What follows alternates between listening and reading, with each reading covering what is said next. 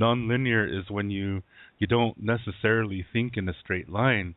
Um, it's like when you of course we do go forward. Yeah, that is part of it, but that's not the whole part of life. Sometimes we come back to something in our mind, in our consciousness, and we look at something that we've experienced in the past, and from that time until now we've changed.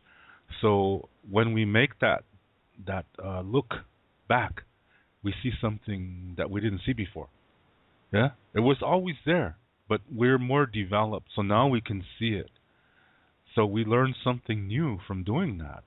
So this is what I mean by nonlinear, and so it's also with visualization. Sometimes you can take time out of the day, um, at least once a day, where you visualize where you would like to see yourself in the future. It has to be realistic, though. Yeah, it can't be like well, I'm living on the moon and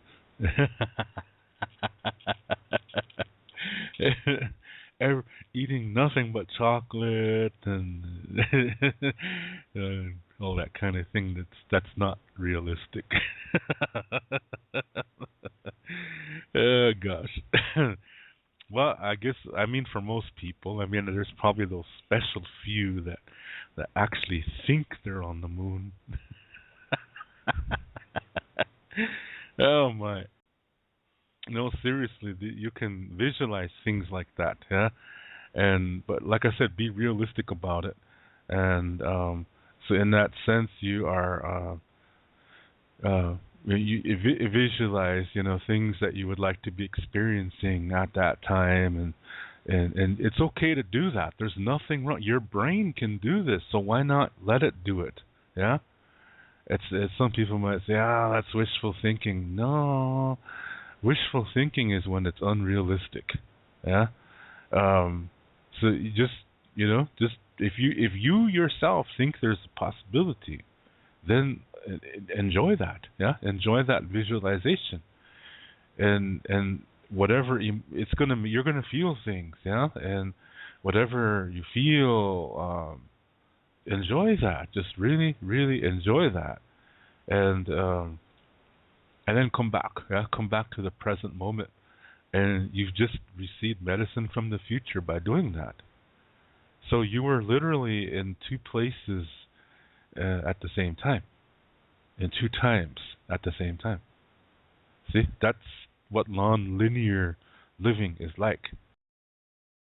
In the Lakota way, we have this concept um, of humility, and in this sense, our sacred people, they do not see themselves as above anybody.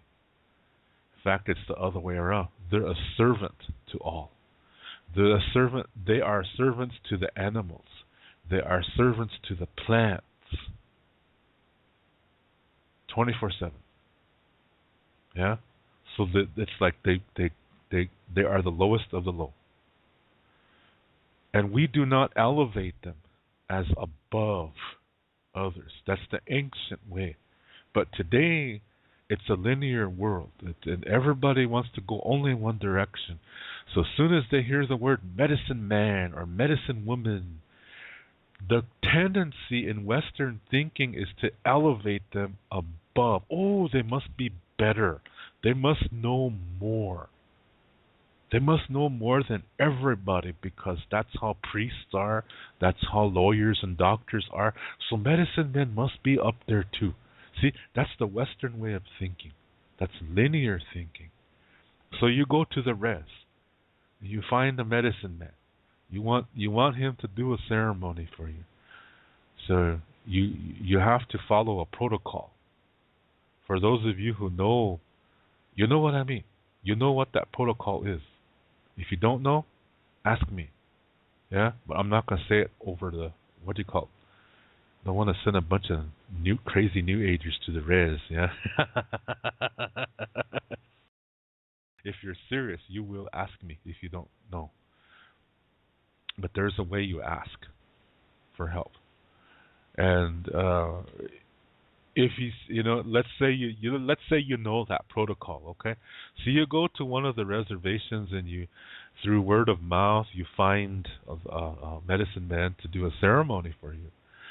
So you go to his house and he comes out and he sits down and he has a can of beer and smoking a Marlboro 100 cigarette and eating a couple of hot dogs, ketchup and mustard and onions and pickles, and he's sitting there, big belly and breathing heavy. Everything. He has it. A Western person is going to say, "Wait a minute, I thought he was a medicine man. How come he's drinking a beer? How come he's eating this junk food? Why is he smoking a cigarette while eating junk food and drinking a beer? And look at him, he's just out of shape. What kind of medicine man is that?" See, that's preconceived notions, unrealistic expectations. And it's ethnocentric because you don't know the culture. You're judging the culture by your own expectations, which are founded upon your own culture. So you're being ethnocentric. You are judging. Yeah, you are dualistic in doing that. See, medicine men have no power. And if a guy says he does, he's not a real medicine man. Okay? They don't have power. But they know how to work with nature. Nature is what's healing. Nature is what's putting in the medicine into a person. It's not the medicine man. And with holy people, which are a different thing, you cannot study to become a holy person. It's nature that chooses. It's the spirit. Some people say it's the Tunkashilapi. Tunkashilapi, these are the original, that means the original ones. Yeah, this is what these souls or these spiritual beings were created by Ia, which is the mountain. They're from the very beginning of this earth. They live in rocks. The belief is that these Tunkashilapi, they can see how we are inside of ourselves. And sometimes, and it has nothing to do with being a good person or a bad person. There is just something inside of our bodies that makes it right for the Tunkashilapi to do their work through that human body. Yeah, so it doesn't matter if that person drinks beer or if he runs 26 miles every day. It doesn't matter. That's not what it's about. There's something different that we don't understand, but they see it. So that's why sometimes the most unlikeliest people will be chosen. Little kids will be chosen. I know one where the parents didn't even know, and the boy was unaware because he just thought this is how everybody was. But he was seeing creatures, and sometimes he would be sitting there talking to them, and so they thought, "Oh, he has an imaginary friend." They thought. And here, one time on the reservation, there was a guy found in the wintertime on the side of the road. All he was wearing was his pants. He didn't even have any underwear on. He didn't even have a shirt, no jacket, no shoes, no socks, just blue jean pants. And it looked like, it appeared that he was thrown into the ditch. He was reported as missing. They didn't know where he was. So this little guy, I think he was about 10 years old. Or I think he was 8 years old. I know he was really a little kid. And he was drawing pictures And then he took this picture to his mom, and he said, "Mom," he said, "remember this guy? Somebody really beat him up. There was about three of them. They really beat him up, and they threw him outside of the car. They just threw him, and they didn't even. The car didn't even stop. It just slowed down. They threw him out the window. They just pushed him out the window. I mean, and he's just wearing pants." So they thought, "Hey, this guy has a hell of an imagination." I see he has stories to all his pictures, yeah. Some of them were just stories, yeah. Cause see, look at this one, see this cat, and he'd go on and on like that. And then, but this one stuck out because he said this guy was killed. That really got their attention, so they decided to call the cops, and they asked if anybody was missing.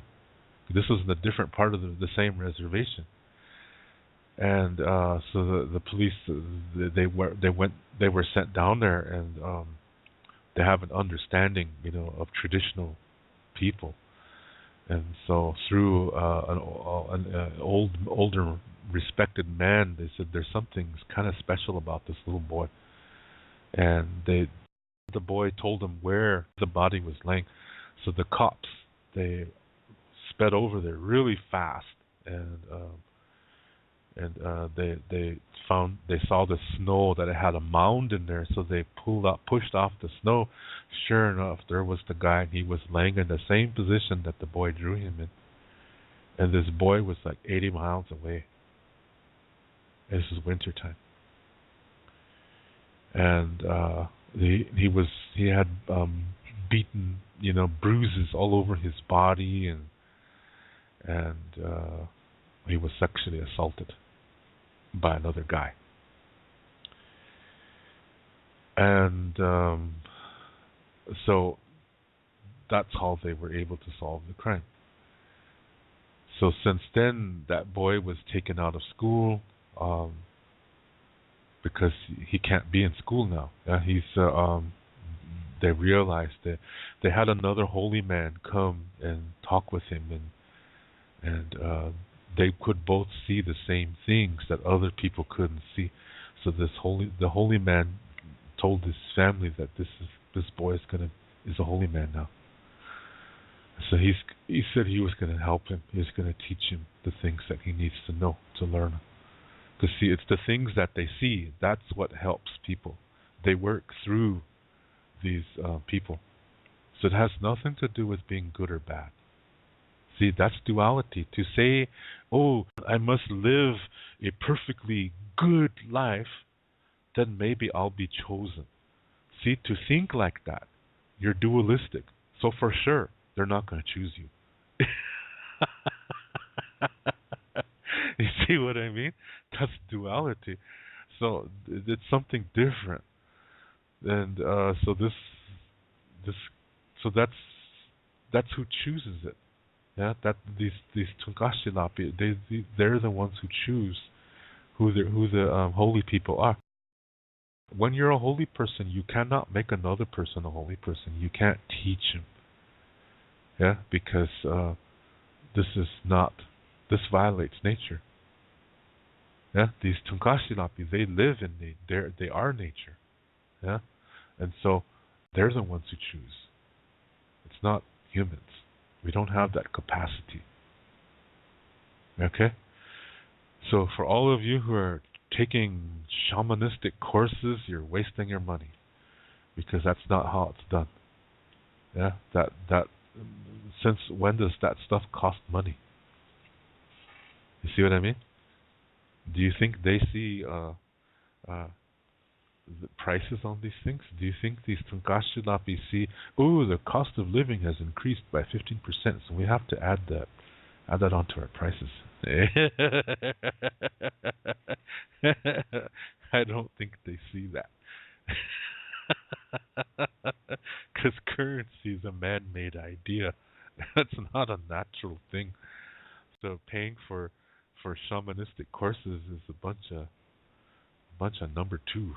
Yeah. Oh man. end up wearing these fancy robes and calling yourself a master now or a shaman. This is all linear thinking, and that goes against nature. It's not real. If anything happens, it's going to be temporary, and it's because of something called power of suggestion, and that's only temporary. Yeah, but that's not the real thing. Okay, so that's an example. Yeah, and again, this is these are not medicine men. These are holy people. Are not medicine people. They work with nature, and they see nature. They see beings in nature that we don't. They can talk with them. They can hear them. Yeah, they're not crazy. Because a lot of people right away they want to jump to the gun. Oh, they're schizophrenic, and a lot of people who are schizophrenic, you know, you're not a holy person. You're schizophrenic. There's two different things. The way you tell the difference is there's protocols. There's spiritual protocols that have to be followed. Yeah, and that's what really makes the difference. It is not a mental disease. Yeah, they have to come. I really got into it with a guy here one time in Berlin, and somebody asked him. He said, "So what about these Indian people who talk with these beings that nobody else sees?" And he's right away. He said, "Oh, they're psychotic." He said. He was so quick to judge, and he never visited America. He never witnessed any of these kind of activities, but he was so quick to judge. That's linear thinking. Yeah. So this is something you don't want to be, because you don't belong to yourself anymore. Yeah. When they choose you, you don't belong to yourself anymore. You can never go on vacation. You can never leave your homeland. You're always there because people are coming to you constantly. And so you don't have time, you know, to do seminars and to teach courses. You don't have that time when you're a real one. So when you see I just heard of a guy here in Germany that his first name is Jack, apparently. Then he says he's half Blackfoot Indian. He says he's a medicine man. I'm telling you right now, if he was the real one, he wouldn't be here. Real ones don't have the time to travel. So I know he's fake. Yeah, because the real ones are not supposed to leave their people. Yeah, so I know he's fake. And also, they have to know the language. That's the other thing. You cannot speak English. This is very, very important, because these songs carry frequencies that they can only be created from the language that this is coming from. All this stuff is coming from. So English, German, French, Spanish, it's not part of it. Japanese, Chinese, it's not a part of it. Those are different frequencies. Yeah. So this is just some thoughts on that, okay? That's all really, really ancient stuff. Now today you go, everybody does things in English, and there's a guy who does a sweat lodge ceremony here in Berlin, outside of Berlin, and they take Coca-Cola inside, they take cigarettes inside, they even go pee inside the sweat lodge. They go pee right inside the sweat lodge. That's ridiculous. Yeah, the kind of nonsense that happens when people don't understand. They really violate things. So to live that kind of way, you have to know the foundation. And it's not just something you read in a book, and it's not just what he said or what she said. You really have to go to the source. So these are the things that I really want to point out, that we have to be careful when we're looking at things, and that we're not trying to say, oh, I've been playing guitar for so many years, so that means I'm better than the person who plays for 10 years. You see what I mean? That's not true, because the guy who's playing for 10 years, he might be naturally blessed at that. It might be his talent. As soon as you stop thinking in a linear way, believe me, you're really going to grow. Yeah, you're really, really, really going to grow more than you ever could if you thought in a linear way. Give you an example, and this will be, I'm a guitar player. I'm not saying I'm the best. I never say I'm the best, okay? But when I was in high school, first of all, I started playing guitar when I was about 8 years old. And it's just because I liked it. Yeah, I figured it out. Kind of on a fluke. And I was really, really trying to get my mom to buy me a real electric guitar. And so I made her a challenge. I said, if I can play you a song all the way through, I said, then can you get me one? And she said, maybe for your birthday. Maybe, she said. My birthday was coming up, so I was like, all right. So I learned how to play a song called Wipeout. The Wipeout is mainly a drum song, but it has a really cool guitar solo in it. Yeah. So I learned how to play that. Then I asked my mom to come in my room. I had my toy guitar with fishing string in it, and I was playing that song, and she's like, okay, so I'll get you one for your birthday. She said, would you like that? So I said, oh, yeah. So that's where it started. But I since I was classically trained, that's more of a linear way of thinking. That the more you practice, the better you get. Now, there is some truth to that, okay?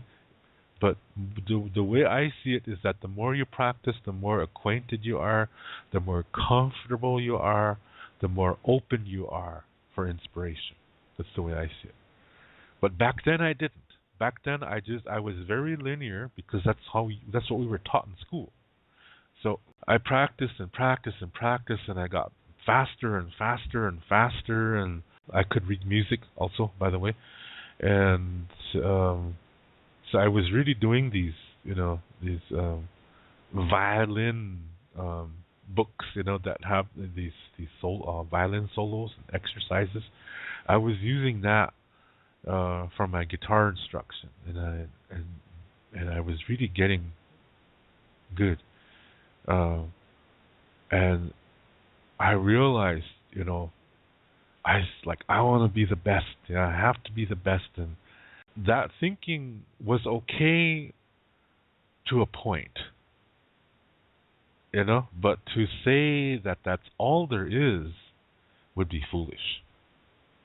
Because what was happening was I was becoming very, very good technique-wise. I could play things off of records. I could play with guitar people off, like Eddie Van Halen, things like that. I could play that stuff with the record, because I still had vinyl back then, and it just flowed natural for me. And then I was like, I got to get better than this, It's just really, really, what do you call it, like that? Then I was like, I'm only playing rock and roll. That's all I'm gonna play, because I'm a rocker. That's the way I thought. 15, 16 years old. And then little while later, I was like, yeah, rock and roll guitar players are the best, and I had this really closed-minded thinking. That's duality here. Yeah. And then I saw Roy Clark on that country western show called Hee Haw, and he was playing something called Under the Double Eagle. Now, who wrote that? Is that a John Philip Sousa song? Can't remember. Those marching band things that the military bands played back in the days. And I saw what he was doing, and I was like, shit, that's not bad. Yeah? And I was like, he was doing this pull-off thing onto open strings, which Eddie Van Halen does quite a bit too. But I was like, holy crap, you know what? That's not bad. Then I realized, you know what? It's not the genre that is better than the others. So I started to listen to more country music. And there were guys that were doing things that rock and roll guitar players could not do. Typical rock and roll guitar players. Yeah. And I was like, gee, many crackers, these guys are cooler than heck. They're called chicken pickers. Yeah, because the way if you listen to the guitar solos and these kind of songs, it's like like that. It's really fast, and I was so blown away, and I started listening to more. I was like, you know what, this country music is pretty cool sounding. So I broke out of the mold. Yeah, it's like, okay, I'm no longer seeing myself as a rock and roll guitar player. I'm seeing myself as a guitarist. Period. Yeah. So once I opened myself up like that, and I realized, hey, you know what?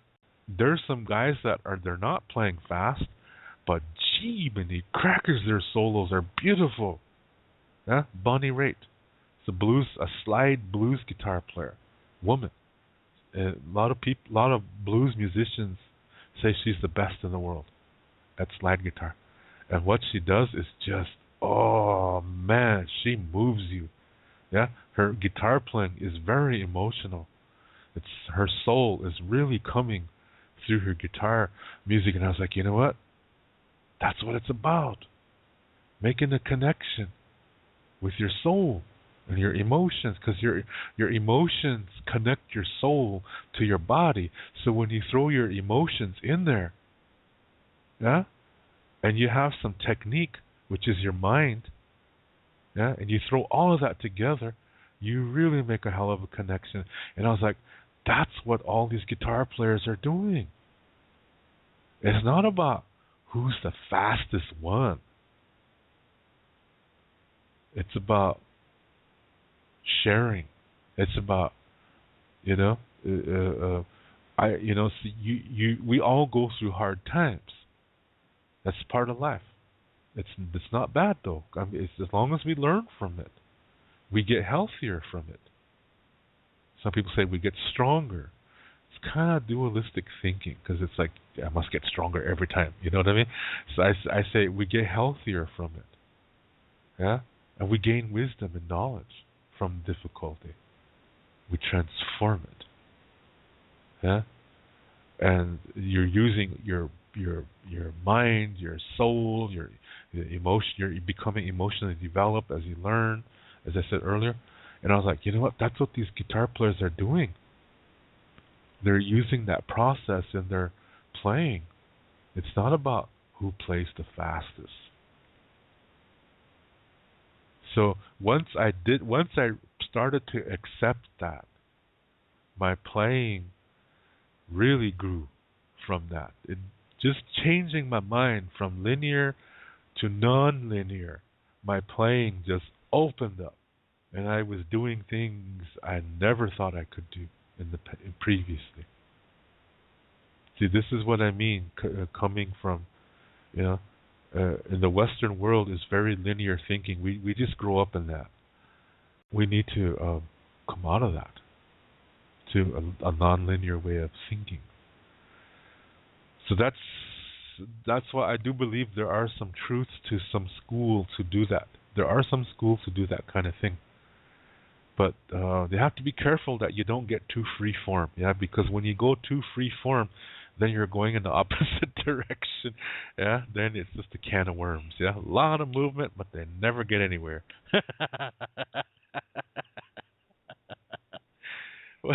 One of my favorite piano teachers taught me that one. Yeah, there were we were in this piano class in university, and we had to write some, like a four measure. It's a small timepiece. It's just a 4-part harmony. Yeah, using piano. This one guy was really a goofy guy, and he said he didn't know too much. Yeah. And he was trying to think in a linear way. Yeah, I'm gonna use a bunch of notes, and play them really fast and kind of. So we had to write it, then our piano teacher would play it.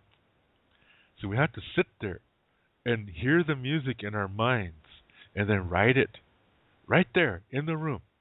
Yeah, and then our piano teacher would play it, and we're ear training is what we're doing. Yeah.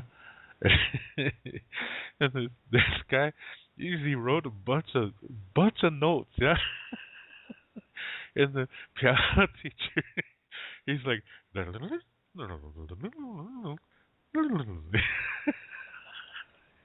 we're looking at each other.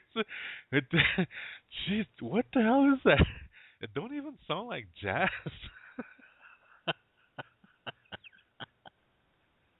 Our piano teacher is like, well, just with a straight face. And, well, it's like it's like this. It's like a can of worms. He said, "There's a lot of movement, but it's not getting anywhere." Oh shit! We all laughed. And, oh, that was a funny one. That's one of my best teachers. Yeah, I really, really like that guy. He was a fantastic guy, and is an influence on me, yeah. And it's in the way that I teach. I learned a lot from him, and the way he is, and how he is with people. It's just humorous. So I'm passing that on, yeah. uh Shoot. Anyway, so that's what I mean. And when you're a linear thinker, you have to be careful because a lot of things in nature are not. Yeah. So you have to be careful about that. Um, so it always depends, yeah. And like look at a tree, yeah, and every year it blossoms, and some years it blossoms more, yeah, because of the conditions are more favorable for it. So you see, like over here, I saw a tree that has like these white flowers on it, and one year it was like when I first moved to Berlin, I saw that. I never seen that before. You don't see those kind of things on the res, yeah. Fancy trees and fancy plants. They're not really fancy. I just never seen it before. You just don't see that on the res. It's just a different ecosystem, yeah. So I was like, wow, that's kind of nice. This is like that, for a couple years it was basically the same. Then about 5 years later, that one spring is like, gee, this thing blossomed like it never did before. And I was like, wow. And this tree was big. It was full grown when I got there. Yeah. So it wasn't like it started as a young sapling and then grew up. It was already a full grown tree when I moved to Berlin. And that one year it just blossomed like it never did before. And the year after that it was a little bit less. Yeah. And some years it's not too extravagant, but then other years it's just whoa, and that shows you it depends on a lot of factors. Yeah, that the how the weather was before that, what kind of winter was it, that all these kind of things play a role in that. What kind of summer was it, before? All of that plays a role, but it reacts differently every time. That's nonlinear. A linear person would be, it must blossom more and more and more and more and more and more and more every year. See, that's not natural. And that's how we are too. Some days we can do more, some days we can't. There's nothing wrong with that. Just because you did more yesterday than you could today, that doesn't mean you're sick. It just means you don't feel it. And there's nothing wrong with that. You can always just do the best that you can. That's what counts. That's the nonlinear way. Yeah? So, anyway, just some points on what is nonlinear and what is linear, where does that come from, and that kind of thing. And we can, even if we are linear thinking, we can come out of it. Yeah? We can come out of it. So, anyway, and that's called growth. Yeah? That's called becoming healthy.